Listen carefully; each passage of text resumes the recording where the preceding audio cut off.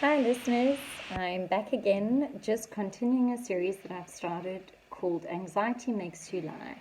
This is going to be a three-part series broken up into part one, which looks at the have to's versus the choose to's. Part two looks at the fear of rejection or abandonment. And part three will look at the fear of imperfection. Okay, so today is the start of the part one series, the have to's versus the choose to's. And I want you to hone into how often do you find yourself rushing? Okay, speed is often an indication of an anxious person. Not always. Some people will present as hugely calm on the outside, but are actually combusting internally. And those people are usually very difficult to detect that they're actually naturally anxious because they appear so composed, they appear so calm, almost as if they've swallowed a happy pill and they're just on a different cloud to the rest of the earth.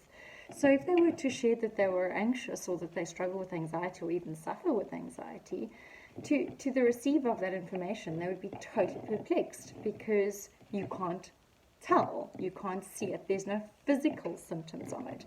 And usually with those people, you have to spend a little bit more time getting to know them, to understand and to see their dialogue. Then it would often manifest of, I'm worried that, or what if that happens? And then you start seeing the anxieties that come out in their thinking and their language and not necessarily their behaviors. But for those people whose anxiety manifests in their behaviors, you will see it as people who are like tornadoes. In that their time is booked hour by hour, minute by minute. They can spend time with you, but they can only spend time with you from this time to that time because they've got to race off and do that thing. So they're constantly sensation seeking. They're constantly seeking the next thing to be able to do. Now, for those people, not to add a little bit more complexity, there may be an ADD component to that, in that a large part of ADD is sensation seeking. So they may not cope if they don't have some next thing to look forward to. So that might also give you a bit of a mixed picture. But what happens with their thinking is their thinking becomes very have to. I have to go home because I have to mop the floor. I have to go home because I have to organize certain things for tomorrow. I have to go in here because I have to. So you start listening to your dialogue, and what you're hearing is a whole lot of have to. When you say I have to, I want you to think about what you're really saying. What you're really saying is, I don't have a choice. And I want you to think about it. How often in your life are you faced with circumstances or situations in which you honestly don't have a choice? Now, when it comes to cleaning your home, it's very seldom that you're actually threatened and confronted with a devastating or disastrous consequence if you don't. So when it comes to cleaning your home, it is actually a choice. You tell yourself it's a have to, but suddenly it becomes a choice. Okay. So here's the thing. How often are you lying to yourself, telling yourself things that you have to do, but actually it's not that you have to, you are choosing to.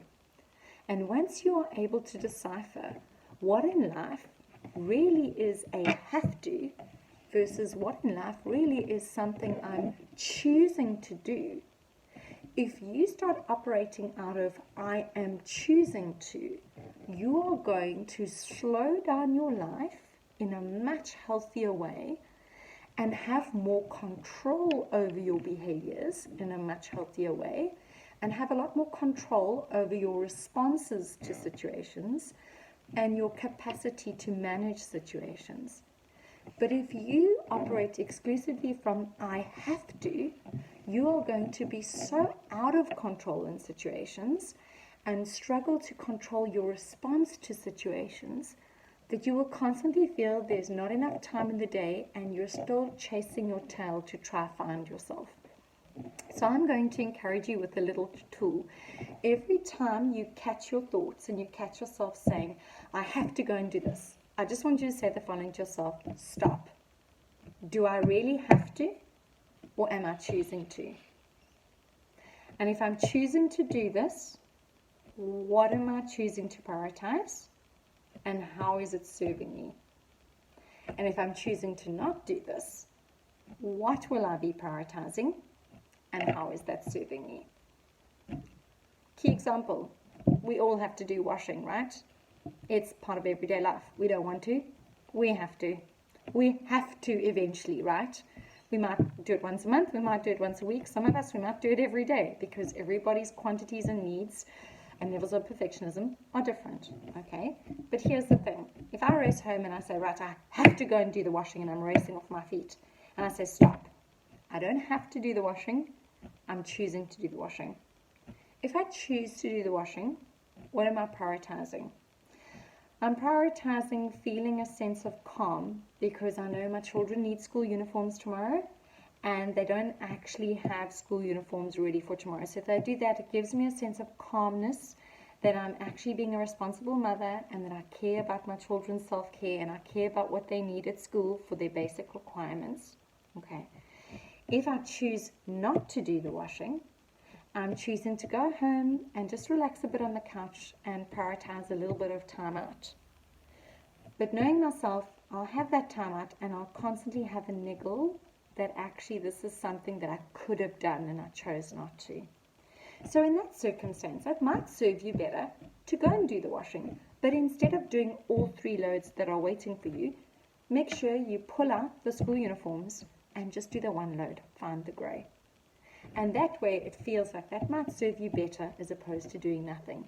But then it becomes I'm choosing to do this, but I'm only choosing to do so much, as opposed to a have to thought. You've already taken so much control. I want to encourage you to try apply that thought. Do I have to? Stop. No, I don't have to. I'm choosing to. If I choose to do it, what am I choosing to prioritize? If I choose not to do it, what am I choosing to prioritize? And how is that serving me? And once you can weigh up the 2, you can find the decision that seems to have the best outcome for you. And that already exercises your mindfulness and your sense of greater control. I hope that helps you. Take care, and I look forward to discussing part 2 with you in our next session.